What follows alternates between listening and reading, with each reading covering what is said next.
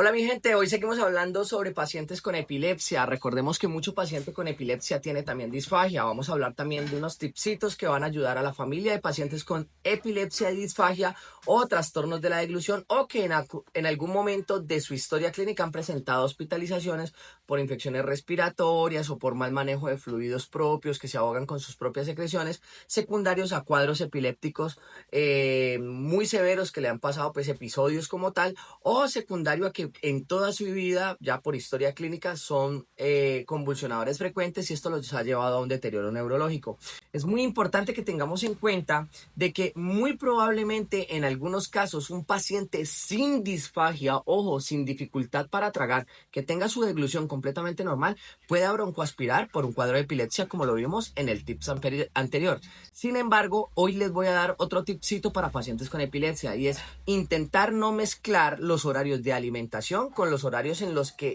los anticonvulsivantes tienen su pico máximo de acción.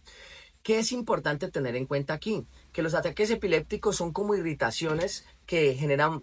una mala respuesta del sistema nervioso central o nuestro cerebro, y eso lleva a que el paciente presente sus epilepsias. Eso es en palabras como muy generales. ¿Qué es importante que entendamos en este caso? Pues que no voy a hablar sobre la epilepsia, sino del riesgo broncoaspirativo que aparece con los pacientes que consumen medicamentos para manejar su epilepsia.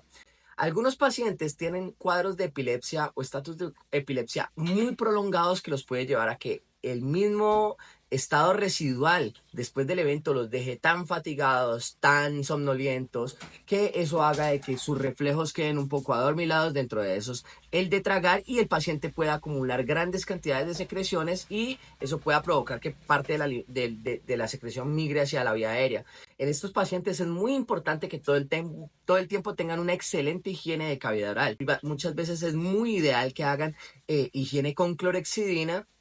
ya que la clorexidina pues mantiene la orofaringe lo más limpia posible, y en caso pues de que algo de secreciones migre hacia el pulmón, se van a ir lo menos turbias o lo menos cochinas posibles hacia la vía aérea. Eso por una parte, pero por otra parte es muy importante que cuando le suministremos el medicamento anticonvulsivante de elección a nuestro hijo, papá, hermano, esposo, el familiar que sea tuyo, sepas que ese medicamento va a sufrir un efecto, y es que va a hacer que la actividad del sistema nervioso, en palabras sencillas, disminuya para evitar la convulsión, ¿sí? Pero esto tiene un efecto residual, y es que el paciente se va a sentir mucho más adormilado, y algo que llamamos hiporreflexia es que sus reflejos se van a volver un poco más lentos en aparecer, y dentro de eso recordemos que el acto de tragar es un reflejo. Entonces, por tal razón es muy importante que cuando tu neurólogo, tengas control con tu neurólogo de base, tu psiquiatra, tu médico internista, tu geriatra que esté manejando, o tu pediatra que esté manejando a tu paciente, le comentes que si va a recibir algún medicamento anticonvulsivante, tú le preguntes cuál es el horario después de suministrado en el que el medicamento va a estar en su pico de acción.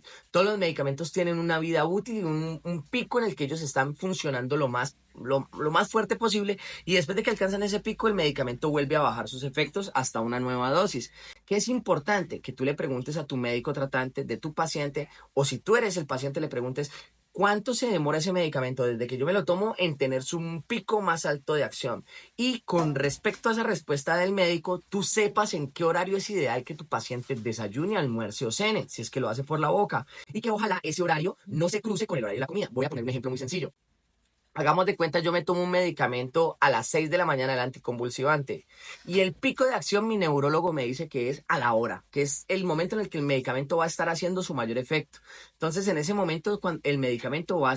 me va a tener un poco más aletargado, un poco más rezagado y más hiporrefléxico, les recuerdo que de pronto la deglución en esos momentos puede aparecer un poco más lenta. Si yo a las 7, si me tomé el medicamento a las 6, el médico me dijo que a la hora va a estar el medicamento haciendo su mayor potencia, o sea, a las 7, y a esa hora me sirven el desayuno, pues yo estoy fomentando de que aumente el factor de riesgo de que la comida se me vaya por donde no es. Entonces, ¿qué es ideal? Que busquemos que ese desayuno vaya antes o varias horas después de que el medicamento estuvo en su pico de acción, para que la deglución sea lo más segura posible. Este es un tipcito que yo creo que les va a servir muchísimo a todos. Es muy importante que sepan que el ejemplo que les puse aquí de horas es simplemente un ejemplo, y que cada medicamento tiene pues su acción, y que no hay nadie mejor que su especialista tratante, preferiblemente el neurólogo o el médico de cabecera que viene manejando toda la parte de la epilepsia de tu paciente. Es muy importante que él te diga en qué momento está ese pico de acción, y que con eso puedas tú negociar con tu familiar los horarios ideales del desayuno, el almuerzo y la cena, para evitar al máximo un riesgo broncoaspirativo y que tu familiar se deteriore por una neumonía que se puede evitar. Soy Alejandro Sandoval, tu experto en deglución y disfagia, y espero que este nuevo tipcito te haya servido. Chao, chao.